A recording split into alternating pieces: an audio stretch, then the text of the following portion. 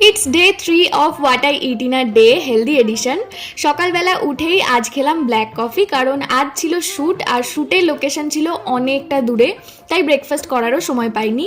মা বাড়ি থেকে পাঠিয়েছিল ছোলা সিদ্ধ, যেটার হাফ আমি সকালে ট্রেনে যেতে যেতেই খেয়েছিলাম। আর দেখো এই দিকে ট্রেনগুলো কত ফাঁকা।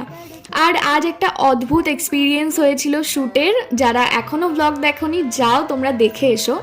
তো লাঞ্চটা করেছিলাম মেকআপ আর্টিস্টের বাড়িতেই, বাট হ্যাঁ, এতগুলো ভাত কিন্তু আমি খাইনি। তো আন্টি আমার জন্য রান্না করেছিল পটল ভাজা, আলু ভাজা, ডাল, আলুর তরকারি আর কাতলা মাছ। সাথে আবার চাটনিও ছিল, কিন্তু যেহেতু চাটনিতে চিনি আছে তো সেই জন্য আমি চাটনিটা খাইনি। শ্যুট কমপ্লিট করে বেরোতে বেরোতে সন্ধ্যা হয়ে গেছিলো, আর স্টেশনে বসেই আমি খেয়েছিলাম বাড়ি থেকে আনা স্যালাড। আর বাড়ি আসতে আসতে অনেকটাই রাত হয়ে গেছিলো, তাই ট্রেনে বসে খেলাম আবারও সকালের সেই লেফট ওভার ছোলা সিদ্ধ। বাড়ি এসে আমি প্রচণ্ড টায়ার্ড হয়ে পড়েছিলাম, তাই জন্য আর ডিনার করিনি। তো চলো আজকের মতো টাটা।